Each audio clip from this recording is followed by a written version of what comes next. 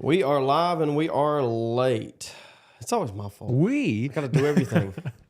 But no, outside the Overton here today with Josh Vandernoord. If you're on my channel watching, go check out his. If you're on his channel, come check out mine. That's just how it works. We're trying to build it, Josh.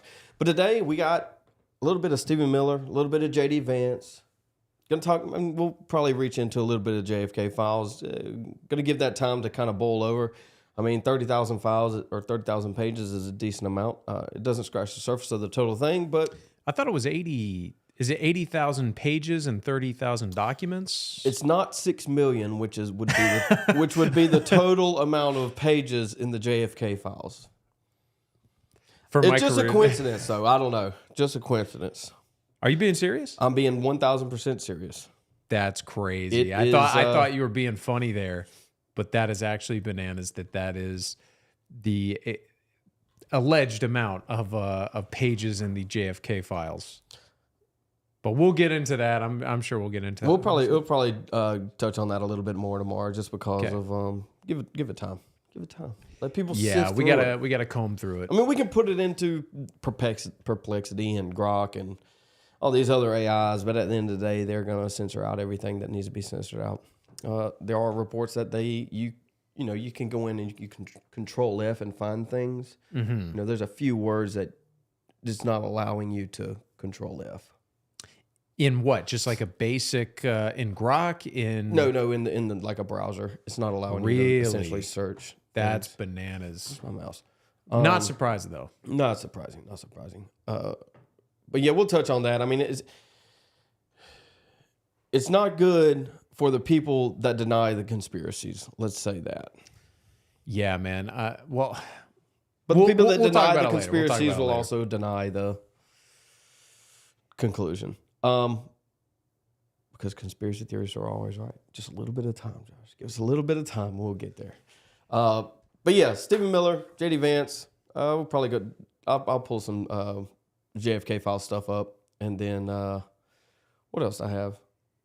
A little bit more Tucker on JD Vance, I think. Oh, and then we're gonna dive into. So there's this chart that came out, and it's kind of showing who's left and who's right by color. I'm trying to make it look like I'm looking at it. What, on the screen? Yeah. But yeah, so we're gonna run through some of these names, and I want to kind of talk about what is populism, why some of these names are on here are red when they're obviously not red. I'll make it bigger in a little bit, but I'm talking right now. Kind of talk about why these names are red and why these names are blue. When in fact, really a lot of these names should be blue, or at least should be neutral. Not everything is left, right, Josh? Yeah. One easy take would be Joe Rogan. Joe Rogan is not conservative. Right. And so we'll dive into a couple of these names, and I'll pull up the tweet and read it as we kind of go through it. Josh, you got anything for the people out there that are in South Carolina and kind of want to get an idea of who's running for governor? Yeah, so on Wake Up Carolina today, we had Congresswoman Nancy Mace come on the show, and she hasn't confirmed that she's running for governor, but she literally said just as much, to where she intends to run for governor but can't officially say it because of like some legal reasons, but she's going to be running for governor in 2026. And honestly, I think between Alan Wilson, Pamela Evitt, and Nancy Mace, she is absolutely one of the most flamboyant, I guess you could say, and I don't even mean that in a gay way. I mean it in like she's out there, she's shouty, she's a Camera decent, hog. yes, she's a decent enough presenter. Like Alan Wilson, he's a little awkward. Pamela, she's a little shy. Nancy Mace is usually pretty good, but her performance today on the radio, it was very cookie cutter. It was she almost sounded no different than Pamela Evitt, which I was a little bit surprised by. Not that she didn't do a bad job. She just didn't do as good of a job as I was expecting. And there was a couple issues. I don't know if it's in poor taste for me of me professionally to mention them here, but there was a couple hot topic issues. You can probably figure it out for yourself that she said not to talk about, which that's probably not professional of me to say, but I'm saying it anyway because it's fun. Well, I mean, everybody understands that. Yeah. Everybody knows that. That's how the politics work. Yeah. But yeah, I mean, did you want to say anything on that? I mean, we've kind of touched on Nancy. Yeah, I mean, we Mace. know she's running for governor. I mean, that's a given at this point. Yeah. The question is who's running against her, which I think we know Pamela Evitt and A.G. Wilson probably are. Hopefully Kennard. We'll see. We'll see. I mean, not there's gonna going to happen. have to be somebody in that race that's actually a little bit more. I don't know if anybody knows, like Mark McBride, very outspoken in what they actually think instead of trying to just play the PR game. Ken's mentioned him before too. Has he? Running for governor? I can't. Well, No. I can't remember if it was He's off. done, It was man. probably off the air, but He's retired politics. He's done. Mark ran- McBride. yeah, he brought- Oh, maybe he- it was he you res- actually. Maybe it was you. Maybe I'm He confusing the two. resurrected Myrtle Beach back Oh, in you like know, early 2000s. Yeah, I think that was the Rodney show that we talked about that guy. So maybe that's what I'm thinking of. Yeah.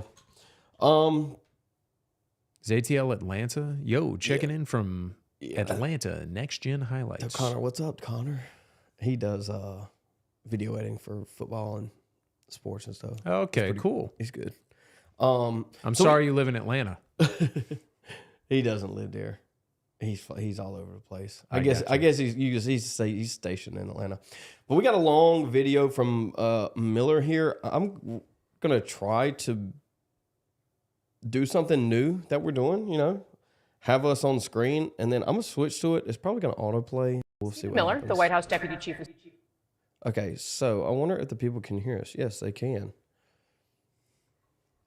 You gotta make it look. They can hear us. They can hear us. I wonder Okay. if I could Flip me so it looks flip like I'm you around. Because when I look at the screen, it looks like I'm looking the Where's, wrong way. I can't mirror. Eh. I don't think I can't mirror, can I? I guess not. You could put me on the other side, but that would be. Oh, Josh, I made you really tiny. Yeah, I could put you on the other side. Let's do this. There we go. I don't want you anywhere near me. Understandable. All right, so we have Mr. Stephen Miller here, the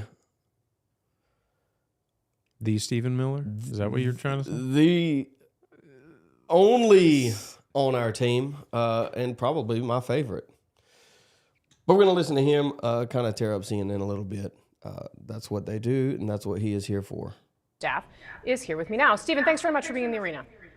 Glad to. Thank you. So you called the judge's order just earlier today, quote, patently unlawful, end quote, and said that it was an assault on democracy Could they hear that? itself. Does that mean that the administration is ignoring this order, and might you ignore future court orders that meet the criteria you laid out? The President of the United States and his administration reserve all rights under the Constitution to conduct national security operations in defense of the United States. The Alien Enemies Act, which was passed into law by the founding generation of this country, men like John Adams, was written explicitly to give the President the authority to repel an alien invasion of the United States. That is not something that a district court judge has any authority whatsoever to interfere with, to enjoin, to restrict, or to restrain any way. You can read the law yourself. There's not one clause in that law that makes it subject to judicial review, let alone district court review. So, Paul, yeah. Do you want to go first? Go for it. You got it. All right. Basically, and maybe I'm jumping the gun here topic-wise, but I believe that I agree with Stephen Miller, what he's there to do is he's there to defend Trump's legal, like the legality of Trump's actions. That's what Stephen Miller is here to do. And he did a really good job. I've seen this full video before, so I don't want to jump the gun Miller here. is the brain behind this. Oh, absolutely. He probably is. I has to be. guarantee. Trump did definitely not come up with this. We don't speak legalese. Right. They But- do. Yes. But So Stephen Miller, he did a very good job with this. So what he did, as we've said, is he drummed up this ancient law to basically justify Trump's actions in deporting these people. Now, that being said, that is what we need to do. We need to exhaust every legal option that there is in order to justify these actions. However, and I'm sure you'll agree with me here, I kind of think it's okay if we do it without permission anyway. I mean, I can't think of it. I can't remember an example off the top of my head, but Biden basically did this. Yeah. The thing he did where he passed like debt relief for students. Yeah. That he subverted Congress, basically, right? Yes. I forget the details, but yeah, he basically subverted Congress. And my point is, why not just do that? Yeah, the judge, I'm sure maybe the judge, even if the judge did have a legal basis to stop Trump from doing this, just send the planes anyway, dude. Do you have an army? Okay, because I do, and I'm going to do what I want with it. And a lot of people want to call back to Andrew Jackson when the courts basically ruled against him.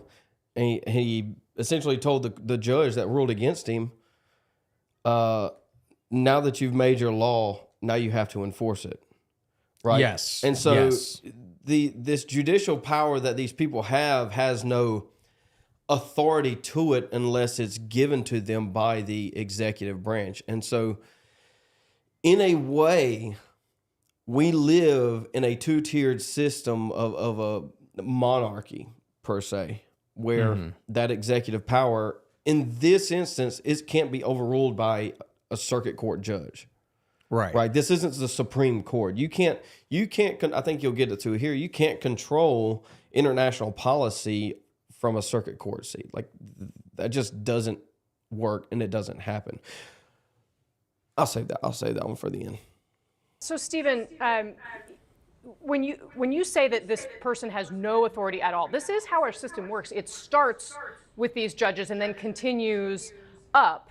At what point does it become, in your view, legal for the justice system to be looking at this and making a judgment? And I fail to see how there's any other way but to start with where we're starting here before you get to eventually the Supreme Court.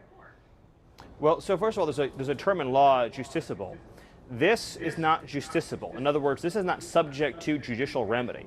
When the president is exercising his Article II powers to defend the country against an invasion or to repel a foreign terrorist that is unlawfully in the country, he's exercising his core Article II powers as commander-in-chief. Is Venezuela invading the U.S.? This is a very important point. This is a Title 50 authority. It's a commander-in-chief authority. So just to ask you a simple question, you talk about how the system works. Does a district court judge have the right to direct or enjoin troop movements overseas? Yes or no? Well, Stephen, my question. Well, no. If you could answer my question first. In other words, is Venezuela invading our country in a way that would TDA? So I'll answer yours and you'll answer mine. Under the terms of the statute, Tren de Aragua is an alien enemy force that has come here, as detailed at length in the proclamation, at the direction of the Venezuelan government. The statute Pause real quick. So I think, like to follow up on what you just said, by every definition of the word, this is an invasion by a foreign nation. Just short of them having uniforms and the best military equipment they could possibly drum up, this is a foreign invasion. Absolutely. They are expelling prisoners. They're getting rid of their waste, societal waste, they are foisting them onto us. That is by definition an invasion. And the other thing I wanted to say is Stephen Miller is killing it in this clip. And he's a perfect example of like a lawyer who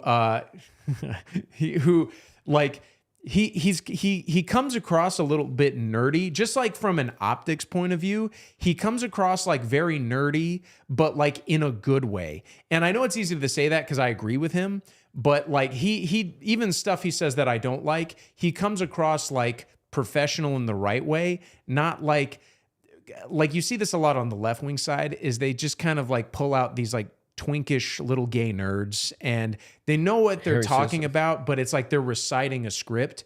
They're not actually smart. They're like a nerdy archetype, but they're not actually like intelligent. Yes. So yes. props to No, Stephen I mean, Miller. I think still Stephen Miller's been cooking this thing up for a couple years, dude. Oh yeah. I mean, what are the chances you pull something from the 1700s? Oh, Like, I mean, yeah. if we're pulling, maybe I could save this until the end. If we're pulling laws from the 1700s, we got a long way to go, Josh, and we got a lot of ammo to use. Right. So, shout out Stephen Miller. I don't like his face, but I do appreciate his work. That a president has the ability to repel an invasion or predatory incursion that is directed by, By a foreign state government. or a government, right? Are they a state or a government? This would be, yes, it is documented that TDA was sent by the Venezuelan government in the proclamation. And here's an even more important point. Under the Constitution, who makes that determination? A district court judge elected by no one, or the commander-in-chief of the Army and Navy? The president and the president So do you alone then- makes the do you decision then of think- what triggers that So determination do you then in the think we statute. are actually at war with Venezuela, the nation state of Venezuela? You're not hearing me and you're not understanding me. Read the statute. Alien Enemies Act, 17. Josh, he said, "You're retarded. Shut up." Yeah. It says if a predatory incursion is perpetrated by a foreign government. So it lists You can the see three- she's the reading three notes, like she's reading qualified- like. Oh, they're prompted- Yeah, yeah, feeding yeah. her through the teleprompter right now. Oh yeah, absolutely. You can tell, like she is totally like. Well, hold on, camera. It's almost dead eye. Yeah. like scanning, you know. No, they're feeding her through the teleprompter for sure. actions. Yeah, It but could be an act it does of war. say in the it could very be- beginning it could- there has to be a declared war against a nation or a no, state. That's what it says. No. Wrong. Nope. Look up the statute. It's on my account on social That's media. actually where we Everyone found can it go see earlier. Yes. It says or a predatory incursion or an invasion. The statute delineates three criteria for triggering the Alien Enemies Act. One is an act of war, which, by the way, an invasion is an act of war, but put that aside. One is an invasion, which this is. One is a predatory incursion, which this is. So it actually meets all three statutory criteria. But with respect to this particular statute, the proclamation is utilizing the incursion and invasion Okay. language in the statute. So but this is a big very picture, important Steve. question, because no, hold on. This is a very important question. You said the way our system works is the President of the United States commands the armed forces of the country, commands the foreign policy of the country, and that's subject to district court review. That is fundamentally untrue. I never said that, is Stephen. never, I did not that say has never been true. This was not a military A this. district court judge can no more enjoin the expulsion of foreign terrorists to foreign soil that he can direct the movement of Air Force One, that he can direct the movement of an aircraft carrier, that he can direct Marco Rubio to Okay, engage do you in think the diplomacy Supreme in a Court country has any or say not over to. this or not? Like, does the Supreme Court of the United States have any say over the things that you were just outlining right here? I believe what the Supreme Court will say is what I just said, which is that the president's conduct here is not subject to judicial Okay, but review. you are because these acknowledging are the that plenary- they do in fact these are have a the- say the- here, well, even though what you we think are- they may agree with you. What we are expecting is the Supreme Court to say what has always been the case, which is when the president is using his powers as commander-in-chief, those determinations are not subject to judicial review. In other words, the president's designation of Tren de Aragua as a foreign terrorist organization and as an alien enemy are part of his inherent plenary authority. There is So no way. at what point in the there is system, no way. Stephen, How are you do the going to courts expel? gain Hold power? on. How are you going to expel illegal alien invaders from our country who are raping little girls, who are murdering little girls, if each and every deportation has to be adjudicated in a district court judge? That means you have no country, it means you have no sovereignty, it means you have no future. It is fundamentally incompatible to have a country and have individual expulsions adjudicated by a single district court judge. I'm just trying to. He's going off, dude. Hell yeah. How do you have a he's- country if you he's can't sli- control the borders? It's that simple of a statement. How do you control a country if you're not able to enact law within the country? Mm-hmm. What is it? And how, like, if every single, like he summed it up perfectly. If every single deportation has to be vetted by a district court judge, we don't have a country. Right. We have some perverse form of federation. Yeah. And what would even No different than the EU, and we see how that operates. Yeah, he's killing it, man. At what point in the system do you, because what does the Trump administration believe? Because we do have separation of powers in this country. I hear what you're saying. Yes, you're saying separation the district of powers. court does This not is the judiciary have authority. interfering Stephen, in let me finish. the executive function. Let me That is the finish. separation Okay. of powers. That is the separation Did you of ignore powers. the judge's order here because you thought you could? So the judge's order and the actions taken. So I mean, like we're to kind of explain it. She is basically. I was kind of hesitant to point this out earlier, just so we aren't watching this video for an hour. But I'm loving seeing all the pivots she's doing in her own argument, like goalpost shifting, and just seeing what did she just say there? Oh yeah, she's trying to basically bait him into a yes or no question, saying, is the only reason that he's disobeying the judge because it's legal? Basically trying her best to make it look like Trump is being a dictator, which we're cool with. Which, I mean, he then elaborates on that there is a separation of powers. Mm-hmm. And this district court judge has no separation of power. He's not in this position to even be in the question of separation of powers. Right. He's overstepping his bounds. I mean, this isn't the Supreme Court. But I also want to note that these people, these activists, if you will, hold the courts to the highest authority because to them that is a activist position. And so any chance they can get to get that court ahead, because they've infiltrated, they can get the court ahead, they're going to try and take it, even if it's to box somebody in a corner like Stephen Miller. By the Departments of Defense, Justice, and Homeland Security are not in conflict. And the Department of Justice has been clear that they are not in conflict. But so you think that you did go along with the order that the judge put out? You do not think that the Trump administration defied this order? As the Justice Department said, there is no conflict between the judge's order and the actions taken by the departments I just listed. But I'm making a deeper and more fundamental point. Yeah. The district court if you has don't have no to follow ability. Why didn't you? The district court has no ability to in any way restrain the president's authorities under the Alien Enemies Act or his ability to conduct the foreign affairs of the United States. Let me paint a picture for you. President Trump and Secretary of State Marco Rubio had engaged in intensive diplomacy to obtain a bilateral security agreement with the nation of El Salvador. If a district court judge can enjoin that bilateral security agreement, then we do not have a democracy. Stephen, you've made your argument. We do not have a foreign policy. We've heard you say this. Did you ignore, did the administration ignore the order from the district judge? It's a simple question. I've answered it.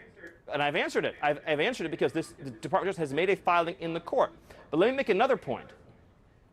The judge, in this case, put the lives of every single person on those aircraft at risk. Did he know how much fuel was in those planes? Did he know the flight conditions? Did he know the weather conditions? Did he know how many crew hours? Did he know the need for crew rest? Did he know any of that? No. This judge violated the law. He violated the Constitution. He defied the system of government that we have in this country. Dude, she has to keep interrupting him. I mean, he's going off, man. I will say just for the sake of being honest here, the point about the district court judge not knowing how much fuel was in the planes, that is a bit sensational. So help me out here. Was the district court judge demanding they turn the planes around? I've heard people say that. He was saying that? Yeah, so essentially what happened was the planes were up and essentially going. He made the ruling and then demanded them come back. Okay. See, I think that's why it was able to happen, because of the speed at which they did it. Did they turn around? No. Okay. And so they continued on. Now, if that ruling would have happened a little bit earlier, they would have probably grounded the planes and then tried to hash this out in a court. Okay. Does that make sense? Yeah. Because I think basically once you say the planes are off the ground, they're gone. You know? Exactly. It's like I'd rather ask for forgiveness and permission. Yeah. In this case, you don't have to do either, but this is a somewhat similar scenario. Because that does seem to be what you're arguing. These same district court judges didn't do a damn thing to stop Joe Biden from flooding this nation with millions of illegal aliens. Do these district court judges didn't issue any injunction?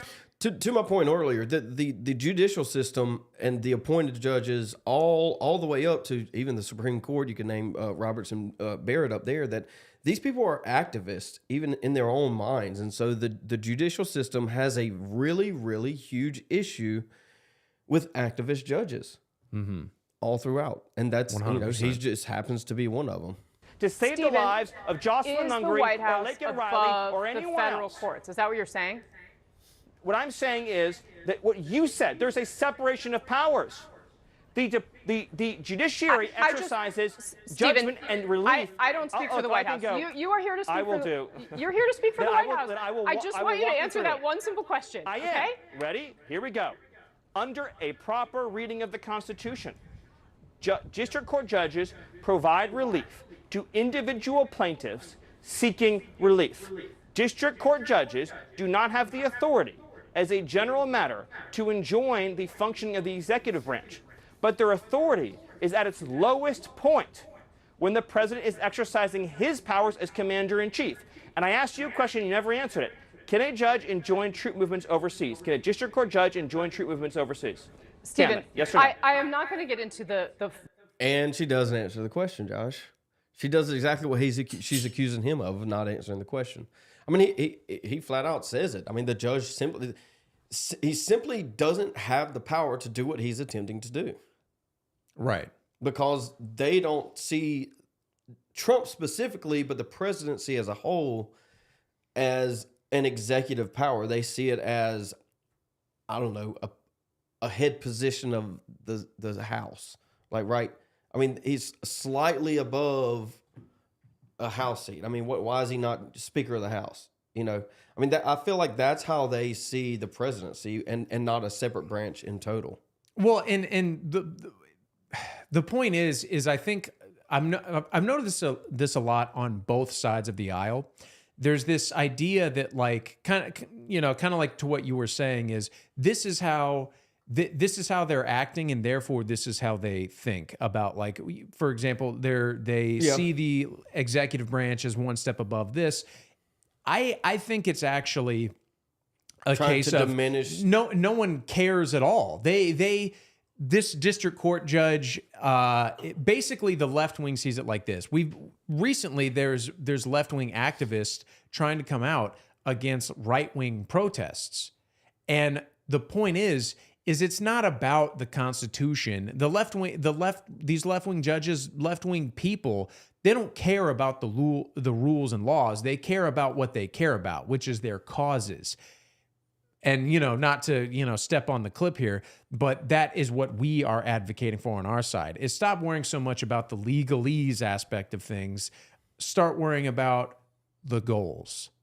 And if we have to step on a few judges' toes Friends and good, ignore, enemies bad. Yeah, exactly. We need to start thinking like that. If the Supreme Court judge said, like, if he basically had a rule is that he was allowed to do whatever he wanted, okay, where's your guns? Make us do it. Where in this hierarchy would you place the audit pen? The audit pen? The auto pen that Joe Biden used to sign all those pardons and executive orders. You don't have an issue with that? No. Really? No. Well, here's the thing. Well, I guess here's what I would say. Why is Trump doing the auto pin argument? Like, why is he arguing this point? So that he can go after the people that Joe Biden pardoned. Absolutely. Right.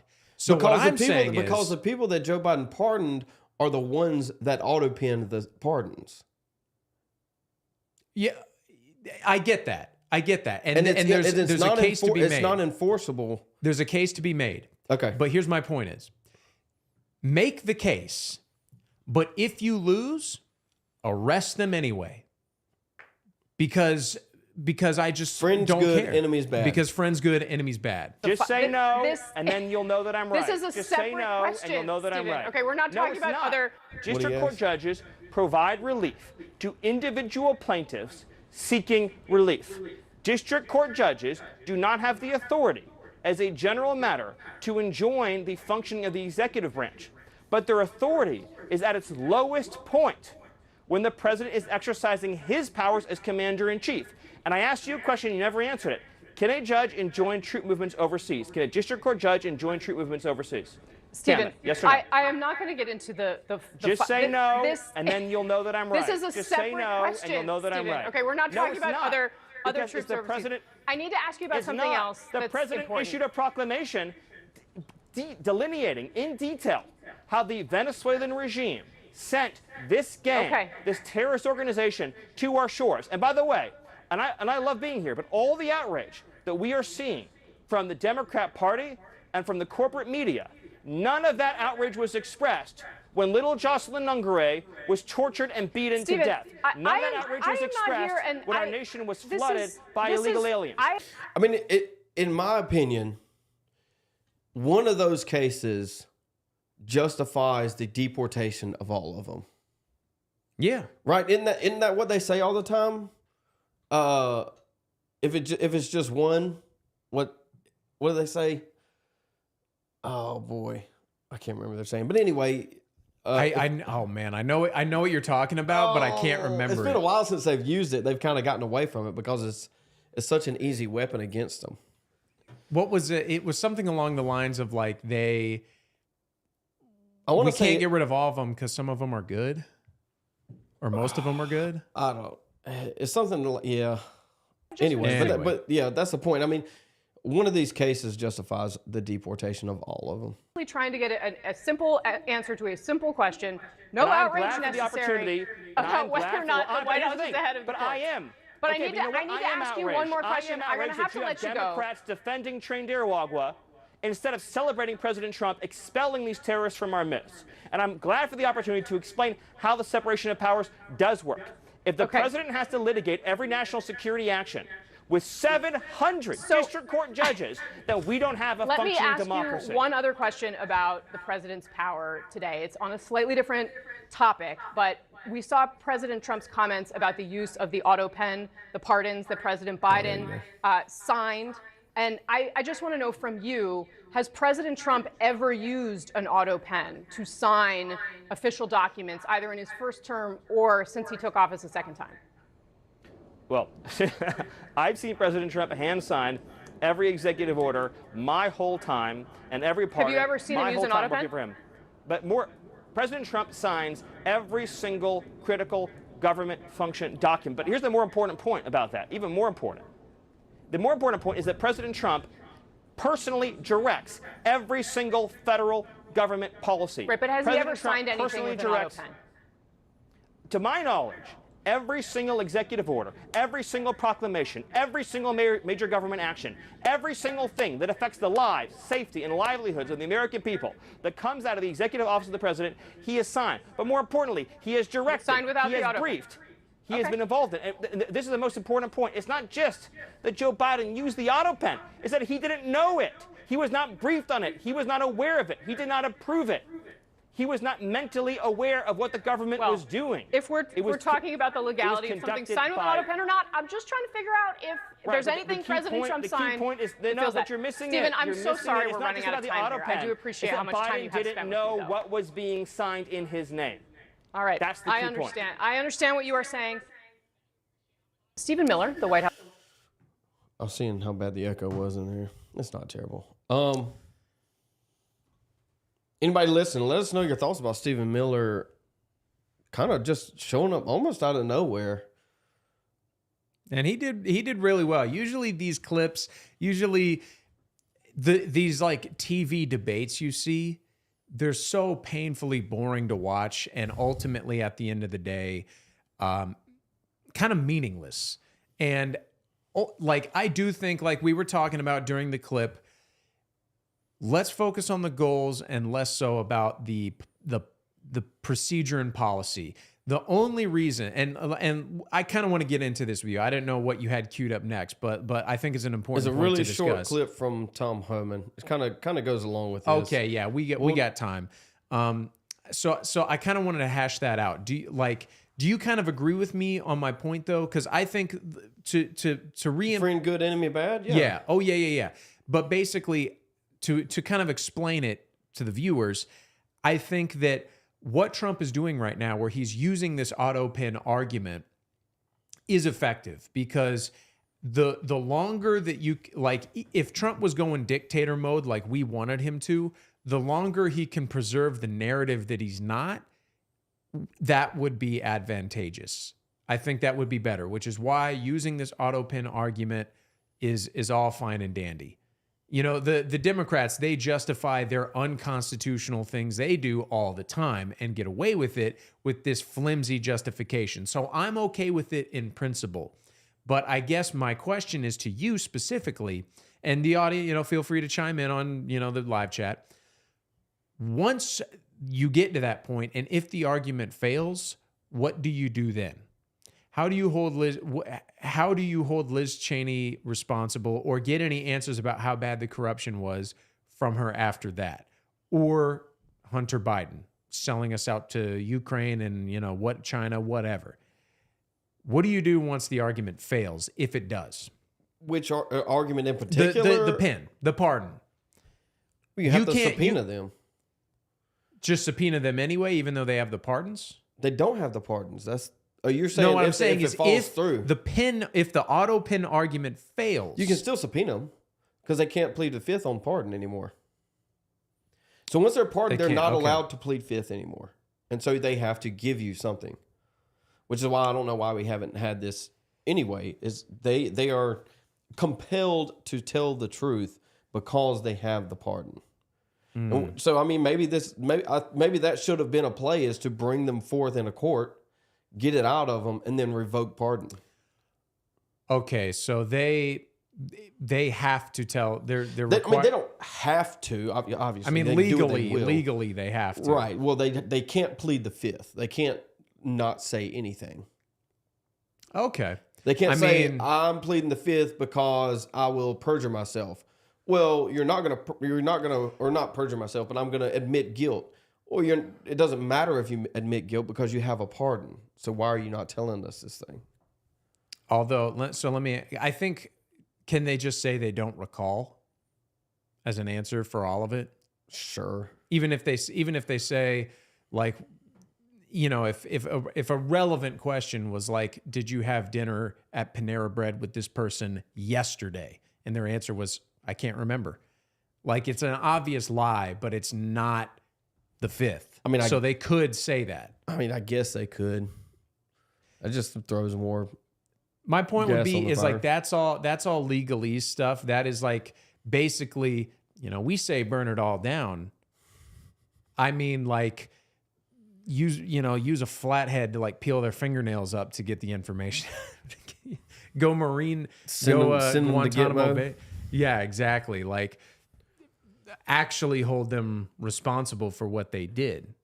Well, kangaroo court the crap out of them. I don't care. Get into power, friend good, and enemy never bad. let it go. Yes, 100%. I want to show this really quick clip from Tom Homan. Hold on. Stephen Miller, the White House Deputy Chief of... 3, 2, 1. Let me find it. I'll figure this out one day, Josh. You say to those who claim you're using a 200-year-old law to circumvent due process? An old law?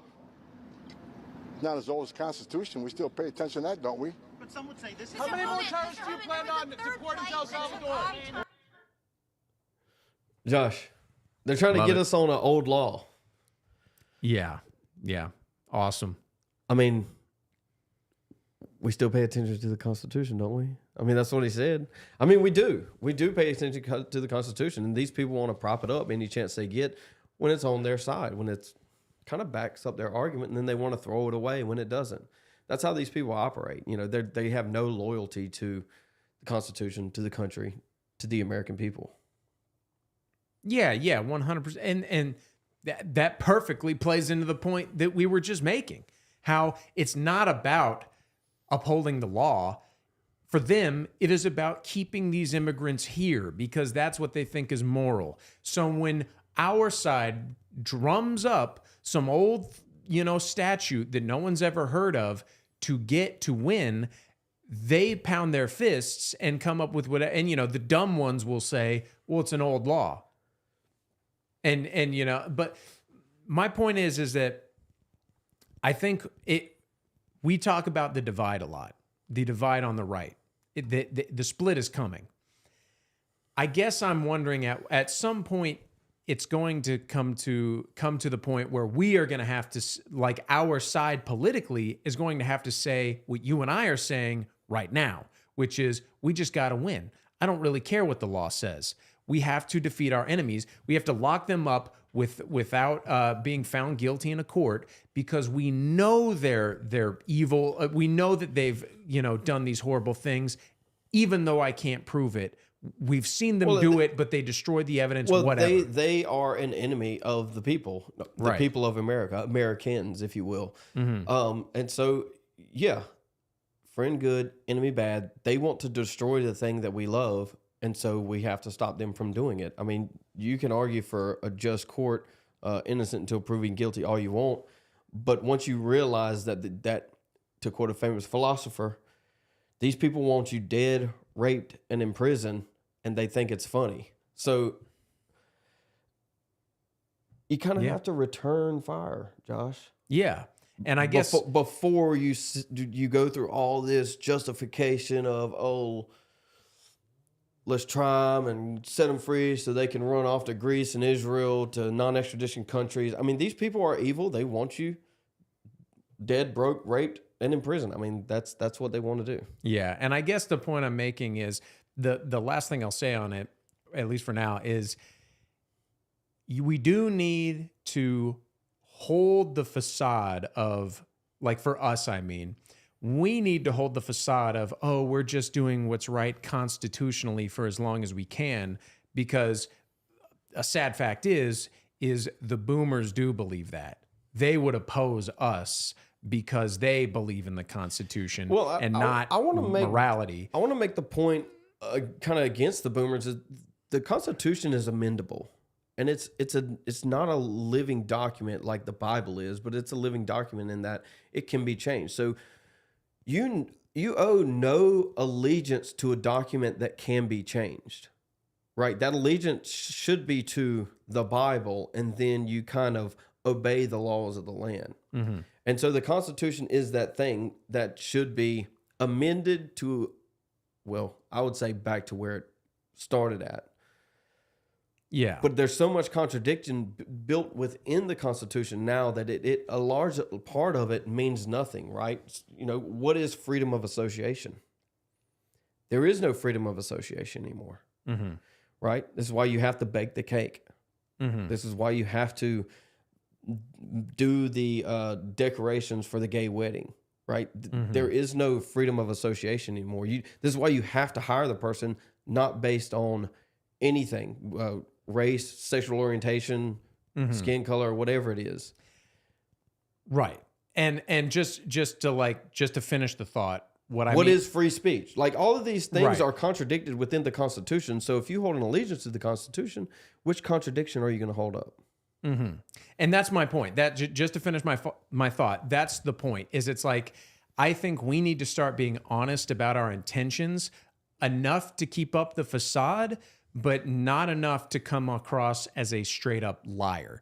Because I don't think we're going to get anywhere with lying. I don't think we even have to do that. I think we just have to understand where we come from, meaning late 1600s up until like mid 1800s. If we can understand that is the people that is America, that is what built America, that is where we come from, and then push that moral good on the people that exist now, that are ancestors of those people, not new arrivals, that then we can move forward and define America as it ought to be defined. Right. Which is why I think we on the right need to say what you just said, which is the Constitution is a living document that's designed to be changed with the times. We need to stop concerning ourselves so much with how it once was at our own expense. We need to progress back to where we came from. Exactly. Because the left hates where it was. The left hates the way the country was when the Constitution was founded.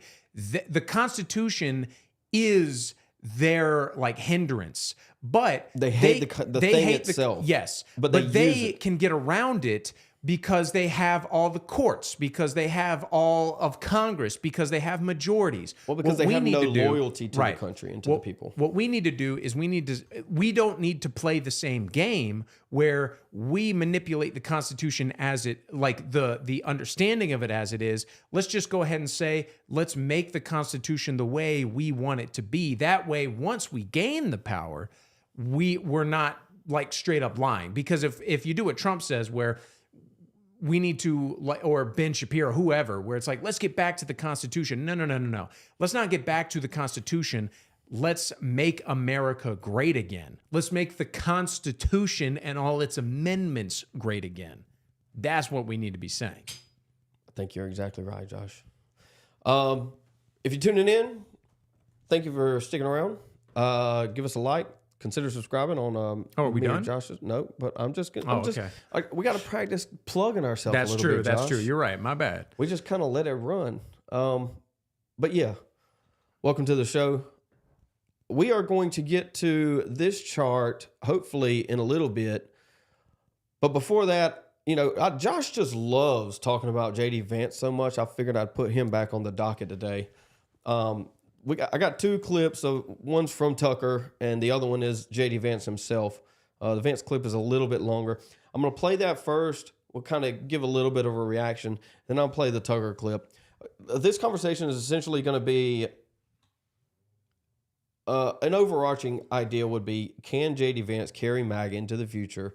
And then I think JD Vance kind of lays out a little bit more detailed in how he perceives America should be in this first clip. And then the second clip is Tucker talking about a 2028 run. Globalization. The first is assuming that we can separate the making of things from the design of things. The idea of globalization was that rich countries would move further up the value chain while the poor countries made the simpler things.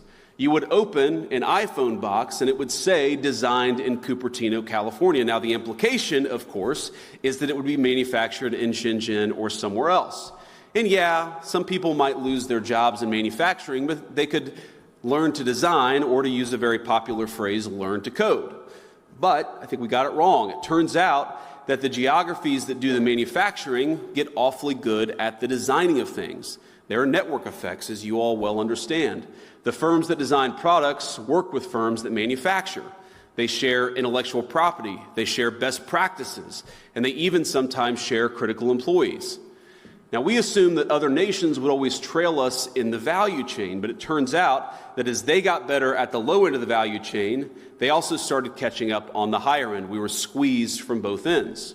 Now, that was the first conceit of globalization. I think the second is that cheap labor is fundamentally a crutch, and it's a crutch that inhibits innovation. I might even say that it's a drug that too many American firms got addicted to. Now, if you can make a product more cheaply, it's far too easy to do that rather than to innovate. And whether we were offshoring factories to cheap labor economies or importing cheap labor through our immigration system, cheap labor became the drug of Western economies. And I'd say that if you look in nearly every country from Canada to the UK that imported large amounts of cheap labor, you've seen productivity stagnate. And I don't think that's not a total happenstance. I think that the connection is very direct. Now, one of the debates you hear on the minimum wage, for instance, is that increases in the minimum wage force firms to automate.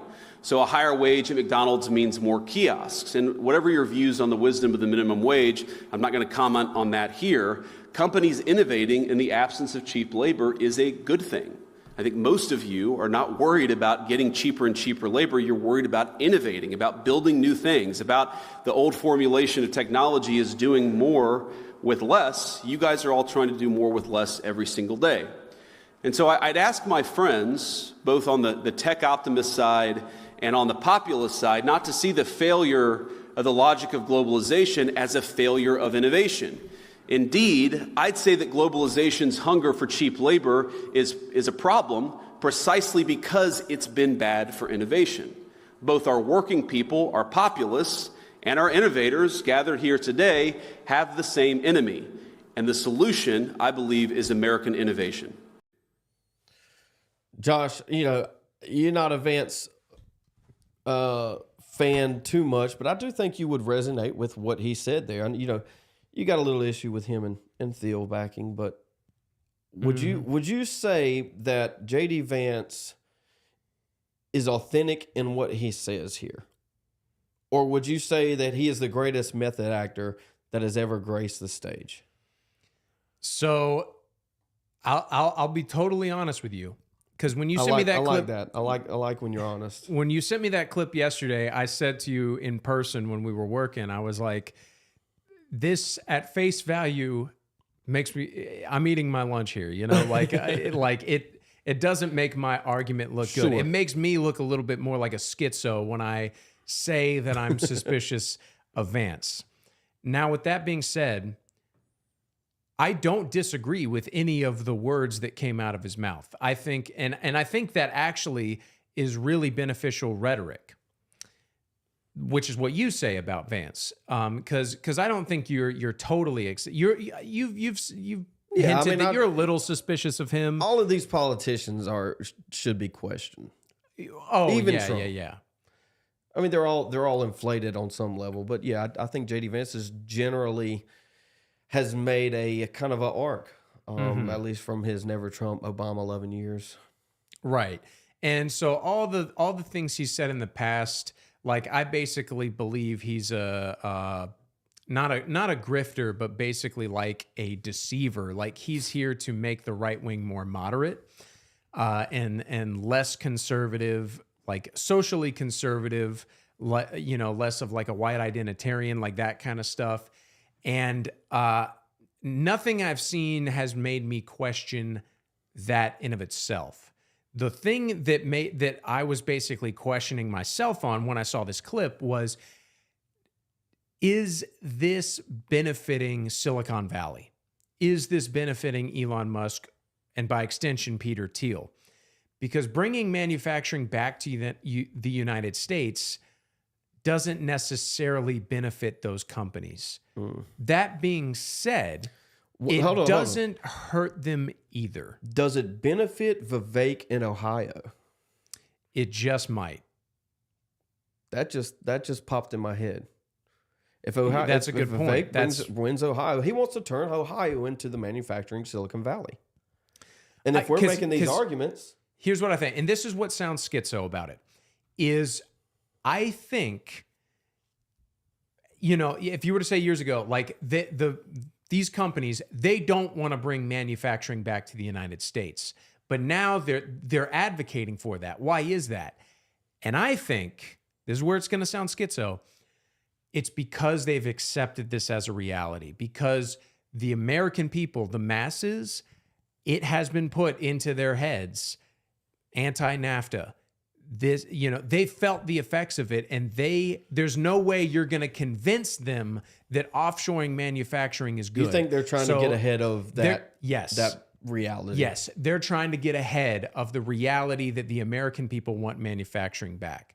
So it's definitely a possibility. I mean, the rhetoric that comes along with what he's saying, though, is extremely nationalistic, not in a way of just bring back manufacturing, but nationalistic in these people that we've outsourced to are not capable of acquiring our values or assimilating our values or becoming the thing that we used to be in manufacturing. He's essentially saying that they aren't capable of doing what America used to do. And so we have to bring it back to America for Americans to do the thing. Right. It's a competency question. And you've said this before. We've talked about this before where, okay, so if they can't offshore the companies to foreign lands that have cheap labor, then they're going to onshore the cheap labor here. And that's what the benefit of removing the cap on H-1B visas would do, which to my recollection, I'm not going to make any claims. I don't think JD Vance defended it, but I don't think he chimed in against it. So again, like that's what we call neutral evidence. That specific I think issue he was playing it. is caught in between a rock and a hard place. Yeah, I think he was playing it safe by not saying anything. But the answer that he gives to that question would show a lot of where he actually is. which is why he didn't Is answer he the going question. to allow the personal things in his life take precedent over the American people as a whole and the vice president seat that he holds? Dude, that's the question. If Peter Thiel, but he loses on either end. He loses on either question. If Peter Thiel, either answer, was just a useful, what do you call it? Like a stepping stone to get JD Vance where he was. How much sugar daddy? A sugar daddy to get JD Vance to where he is. He's the vice president. He could tell Peter Thiel to sit and spin if he wanted to. He's the vice president now, Josh. Let's see what Tucker has to say. President Trump support him for president? That's what's on my mind. I know Trump was asked this by Brett Baer, I think, a couple months ago. And when he was asked, Trump was like, "Well, there's a lot of great people. They're all working here, and a lot of and kind of." Who are the great people? I don't know, but my suspicion. I can't think of any. Well, I think he's hired a lot of really good people for the administration. He certainly has, but as his successor, someone who understands what Trump believes, the Trump program, Trumpism. Yeah. I think Trump is a transformative leader. Trump is, in a lot of ways, the most important president in the last, certainly since Roosevelt. In our lifetime. Well, certainly in our lifetime. Yes. And, I think people want to leave a legacy, all of us, and great men especially do, and the only person in the entire Republican Party, from my position, who's capable of carrying on the Trump legacy and expanding it, making it what it should fully be, is J.D. Vance.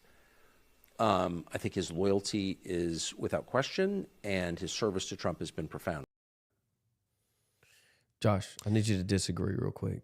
Well, yeah, Tucker Carlson, the CIA. So the fact that he's saying this only makes me more suspicious of Vance. And I mean, I do think Tucker has his finger on the pulse of America, just like Rogan does. I think these people understand. The quartering. All of these independent personalities, they understand where the wind is blowing, and they're kind of moving their position. Tucker was an advocate of 9/11 and the invasion of the sand desert for like 10 years until he started kind of moving away from it. And that's where we are now. So, and my point with Peter Thiel, because this, we talk about my boss, he's not technically my boss, but my boss, Ken Art, I work on a radio show and he's the host of it, former Lieutenant Governor of South Carolina. I bring up my objections and concerns about Peter Thiel to him. And his go-to response is, how does it benefit Peter Thiel to support Trump in 2016 when Trump's mainstream popularity was at its all-time low, except maybe 2020? That's his go-to response. And what I think is that these people, it's not simply like late-term reactionary. If they're there to subvert, I think their whole method is to get into these things at the ground level. I think Peter Thiel, who no one, and Ken said this to me, he hadn't heard of Peter Thiel until 2016 when he backed Donald Trump. And that's the point, to me at least, is that Peter Thiel, no one knew about him.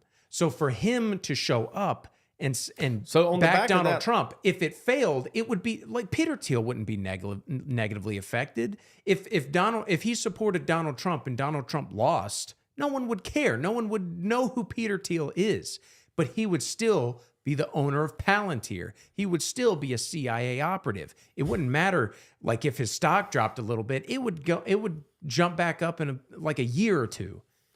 Yeah, so it wasn't a risk for him to back this Donald point, Trump. You're saying that they're getting out ahead of everything. Yes. And in that, you believe that Vance is going to run for 2028 and win. Yeah. If they are correct in their backing. Yeah. And listen, I'm trying to give Vance the benefit of the doubt. I don't think J.D. Vance's president, at least in this rhetoric, is bad for America. At all. As I think it would be more substantial to have, this is a hot take here, to have Vance as a president in 2028 than it is to have Donald Trump. So I'll get real specific with you because I can't do this on Wake Up Carolina. Let's speculate a little bit here. Vance is saying things that we both agree with. Bringing manufacturing back to the United States, great. What happened? What side do you think J.D. Vance is going to take when the argument becomes, so we won the debate on we don't want to be invaded by El Salvadorian gangs. We want to get them out of here. Now we don't want to be invaded by Indians coming here legally and taking all the jobs. Which side do you think he takes on that with an Indian wife and Indian children? I think the question is, where does he stand on H-1Bs, which is we haven't gotten an answer from that. I do think, given his rhetoric, I do think that he will fall in the realm of not importing infinite Indians. And he's going to take a lot of personal flack from it. And I don't see, the question is essentially, is JD willing to sacrifice his marriage for the country? I think that is the question. Okay, so total sidebar, total out of left field. But you and I both believe in the physiognomy debate. Physiognomy. Yeah, sorry. yeah. Does he look like a guy who would disagree with his wife? That would sacrifice his marriage for the sake of the country? I mean, 3 years ago, I would have said absolutely not. But because he grew a beard? It's not just the beard, man. I mean, he lost weight. He has a presence to him that's a little bit more demanding. That's why he's vice president. That's why he's able. That's he's sitting in the White House and able to kind of shout at world leaders with cameras everywhere. I mean, he's willing to take a stand on the stage like this. I mean, I guess disagree with the wife on a different is a different question. I don't know if he has to disagree with the wife to enact policy, though. You're right. Yeah, discussion. Well, and that's kind of the question I asked is. I don't think that's going to happen. You don't think so? I'm not saying obviously he could. You think he's just going to avoid it as much as possible? Yeah.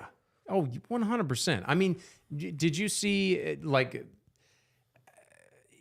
did you see his Thanksgiving Day family photo? No. You didn't see that? Uh-uh. Okay, that was kind of circulating in the Groyper sphere, but it was him posting his on his Twitter, Happy Thanksgiving from my family to all of America. And there was 4 white people, and it was all Indians in sandals and stuff eating on. I think I did see that. Yeah. Okay. I'm sure. I would be surprised if he didn't. But the point being is, he said in Hillbilly, or maybe it wasn't Hillbilly Elegy, but he talked about why he married his wife Usha was because he thought he resonated more with the Indian culture than he did with his own Ohio culture. Do you think he changed? Because I think personally, and I'm not trying to bait you here. I'm saying if we take the arc as it is, the answer would have to be yes. I mean, I think the time span between 2 weeks prior and 2 weeks post VP nomination is a different JD Vance. I think they're entirely different. Their demeanor is different. The way they approach things are different. Since becoming VP. The 2 weeks before VP and to the 2 weeks after VP. So just in that month. I mean, if you told me they cloned him and just gave him more confidence, I would believe it. But okay, so that's and I'm trying to steelman your argument here. Do you think that he had these beliefs secretly, but was suppressing them because he didn't have the level of power that he does? It's not as that VP? He didn't have the power. It's that he didn't have a power above him that was willing to back him. And that's what leadership brings about. People, when you talk, I think you and Joe talked about leadership before, and I was talking about this the other day on X Space, where a good leader that enables his people to say the things that need to be said, even in disagreement, allows for people to say things that they aren't going to be said. A good example would be somebody like Daniel Penny, which is you could call him vigilante if you will, but him not being arrested, kind of gives people a little bit of confidence in that maybe we can protect other people without the threat of the world crashing on top of us. And in the same way of Donald Trump holding the presidency, or at least being the VP pick of Donald Trump, where you have almost a security in yourself because there's a security in leadership that you're moving forward. And so, you know, the people at the Senate, the people in the House have a different role to play, let's say, than a vice president does. I can see where you disagree with that. I'm like, again, I'm not trying to like do the Stephen Miller Just versus say it, CNN dude. lady, you know, where basically like I'm trying to like understand your mindset because so I kind of get that. You say these things without honest conviction to say them. Like, I don't think this could be an act. And I think that's kind of where you're at with it. Okay. I'm going to just disagree with you on that because I think that we can disagree, he Josh. can say things that are, you know, it's like telling a lie by telling the truth.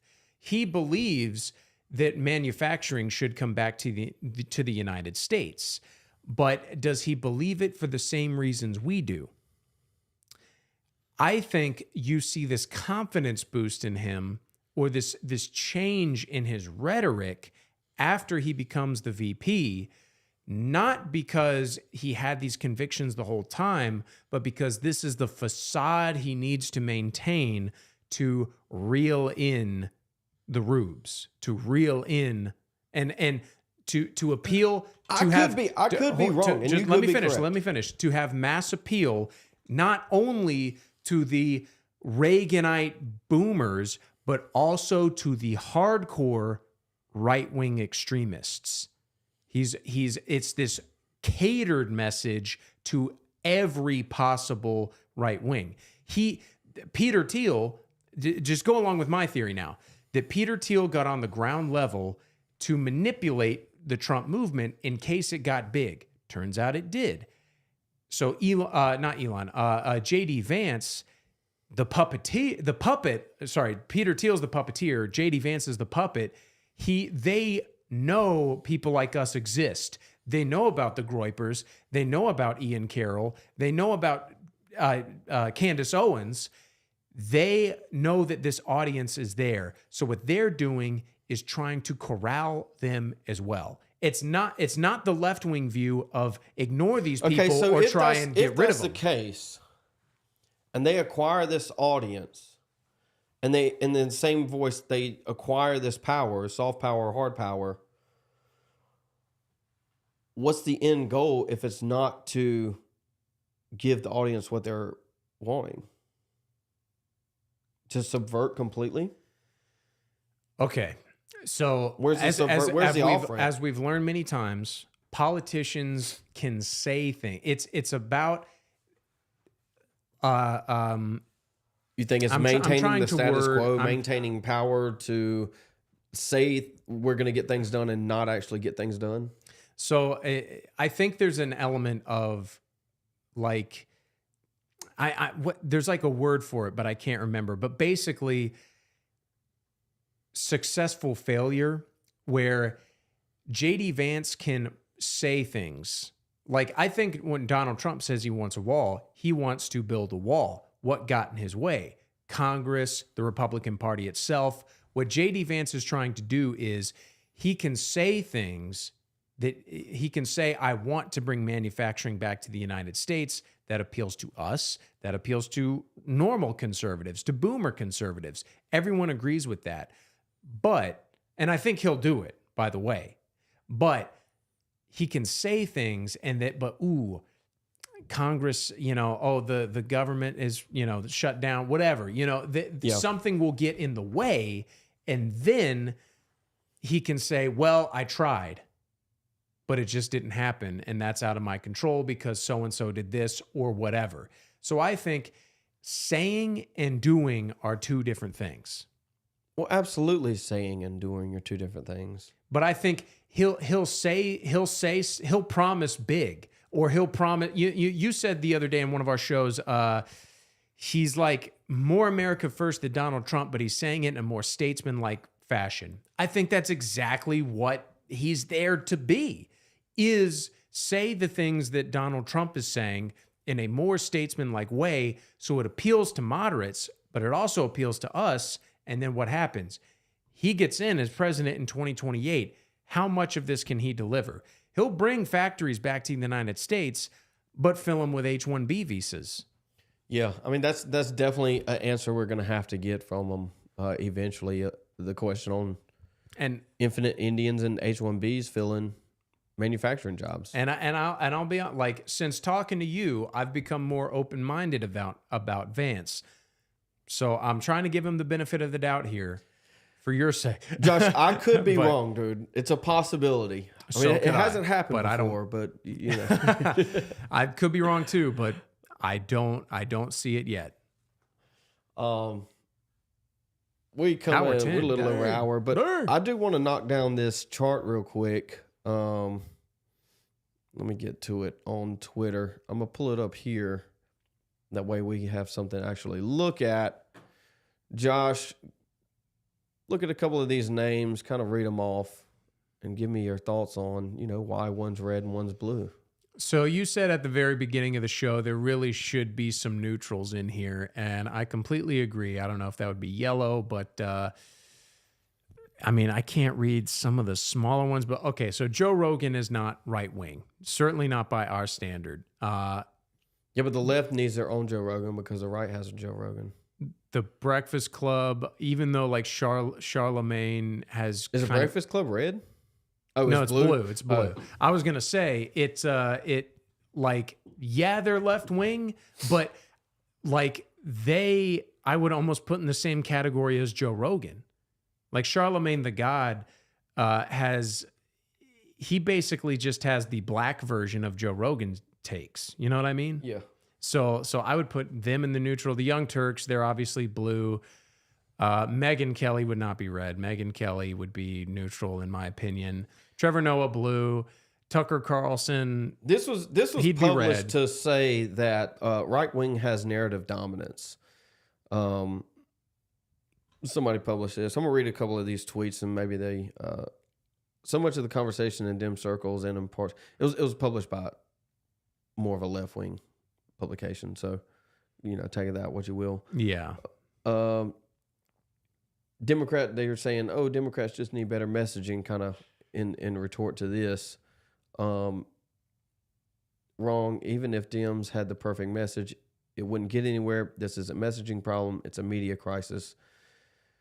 Some also think it means Dems need a Joe Rogan of the left, but this misses the mark too. Information and landscape is highly fragmented. A single giant player alone won't fix the issue. What is needed is actual simple, more blue bubbles across many audience segments.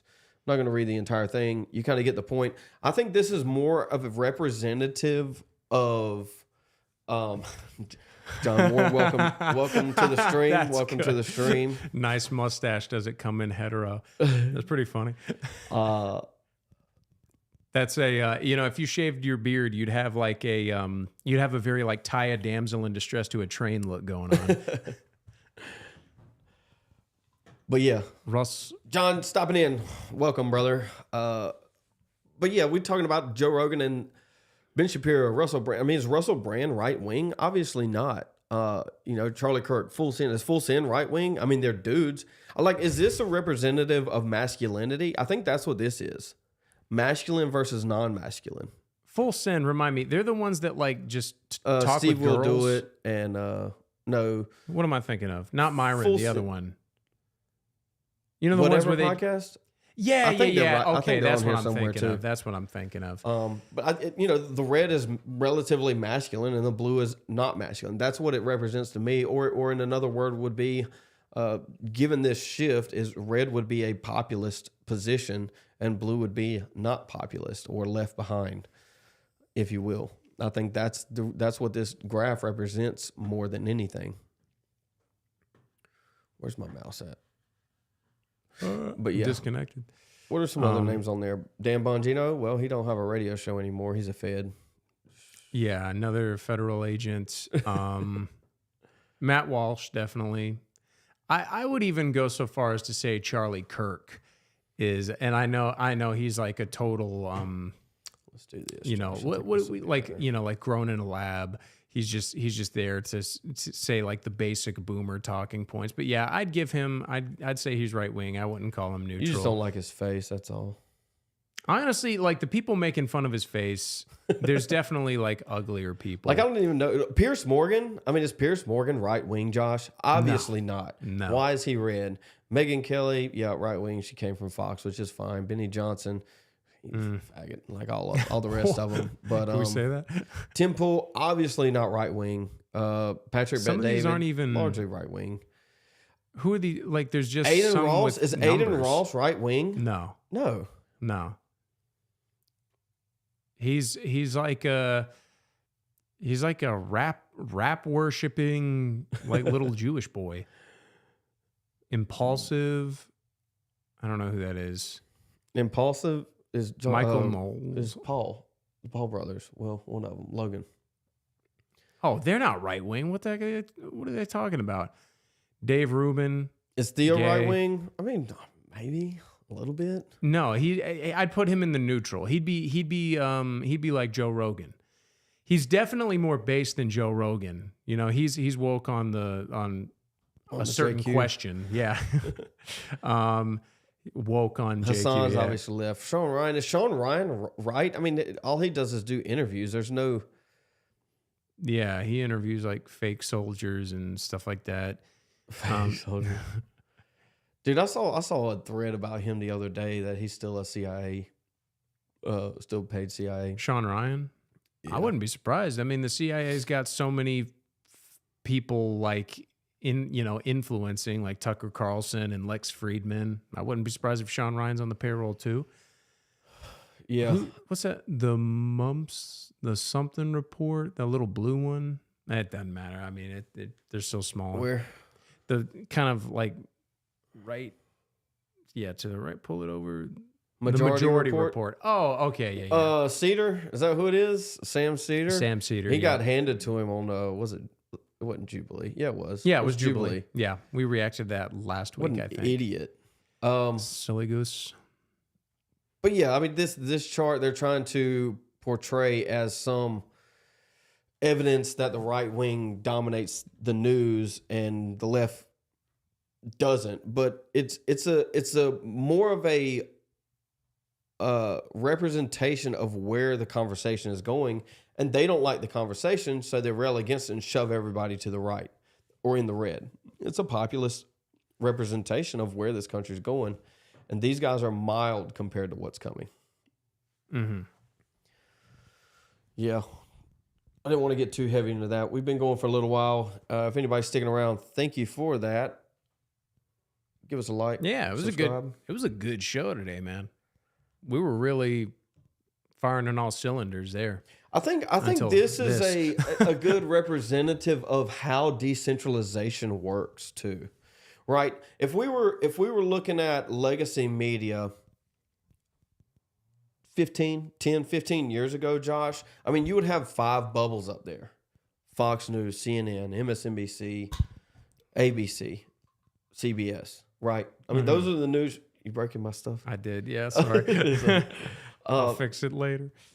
It's fine. I mean, the legacy media would be more of a centralized position than a lot of these decentralization. Mm-hmm. This is unstoppable because it is largely grassroots. And Rodney kind of asked, where's this movement coming from? Like, where's the head of this movement?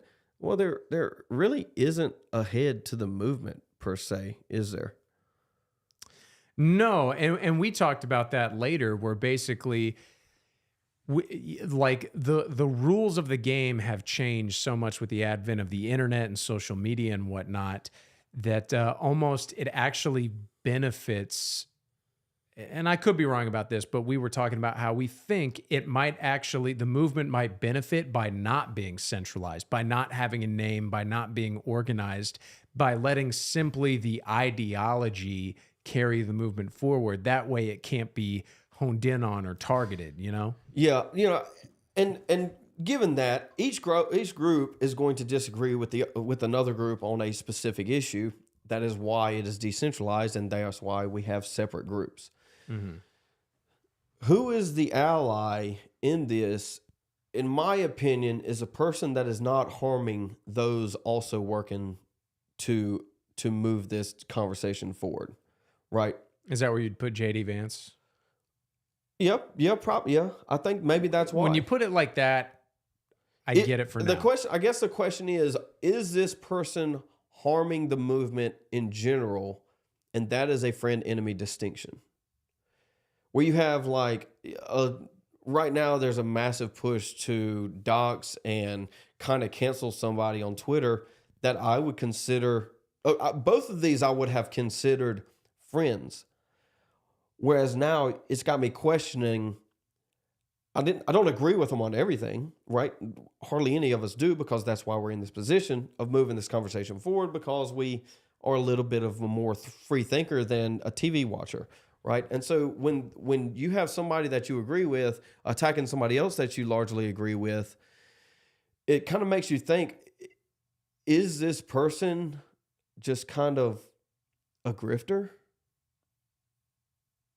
Does that make sense? Yeah. No, I get that. And so to not hold cognitive dissonance at this, the question is, which one is more friend than the other? Mm-hmm. You know what I mean? Mm-hmm. It's like when people like in this conversation, I would say I agree and disagree with a lot of Nick Fuentes and specifically just the Groyper movement. But in context, they are moving the conversation forward. And I can pick out one or two things at a time and do the thing, but to kill the movement as a whole would be a disservice to what I would like to accomplish. So why attack friend that is helping move the conversation forward? I agree with you, and you know I'm a Nick fan, so it's well, it could be Nick, it could be I think specifically like Jordan, like for instance, Jordan Peterson. Jordan Peterson has this really, really bad habit of just blocking somebody he disagrees with.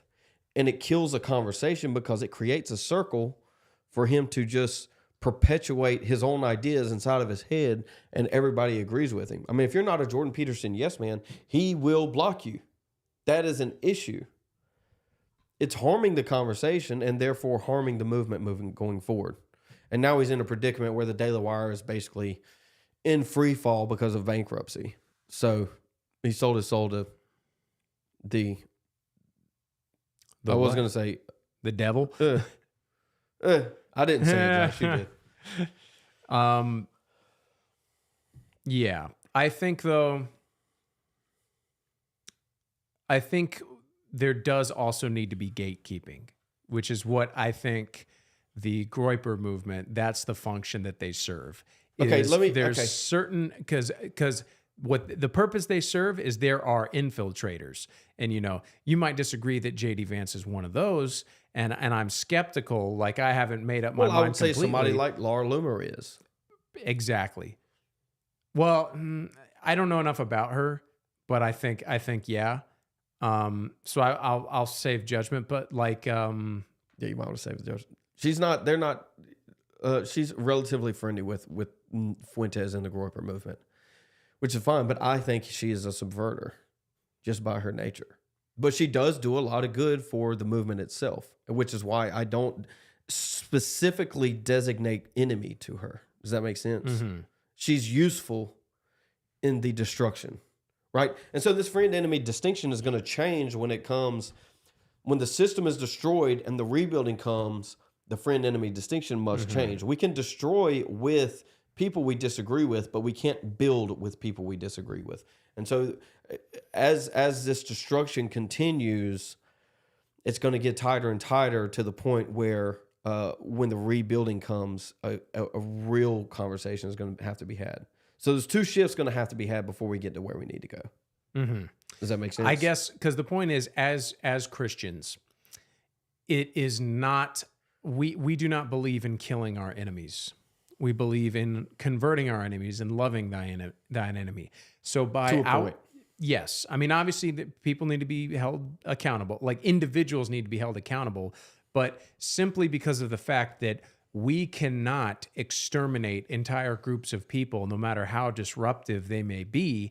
Subversion is always going to be something we have to be on the lookout for. And I think, and I'll be very specific, like at least with the case of the Groypers, a purpose that I've said this a second ago, but they serve the purpose of like gatekeeping to a certain extent. And I'll give a specific example. It's either Joe or Joel Kent. You know who I'm talking about?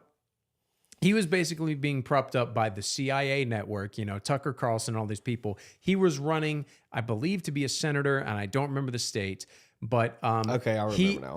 Yes, and he was basically a fake. He was saying all the things we like to get people like us on board, and then when it started to get serious, he threw everyone under the bus. Nick Fuentes and the Groypers tanked his campaign. That's the purpose they serve. Unfortunately, and this is just the nature of the decentralization, is they overdo it. They attack people that I think are good. But I think the purpose that they serve warrants their continued existence. And that is what I mean. That's the broader point I wanted to touch on, is the decentralization is going to have a chaotic nature to it, but it's what we need right now. I don't disagree with you. And I want to make this point that gatekeeping isn't effective if your movement isn't large enough or consolidated enough. And I think the Groypers have that, where they're able to band together. I mean, you can talk about Nick Fuentes all you want, but you can't deny the numbers he has and the loyalty he has with the people that are following him. And so because of that, you're able to gatekeep a little bit more, where, you know, something that's a little bit like a smaller huddle isn't able to gatekeep as much because the growth is needed to gain power. Does that make sense? And I guess if the Groypers aren't after power in the same way of changing policy as somebody else is that wants to run for office. Does that make sense? So gatekeeping is good when it's done the way we want it to be done.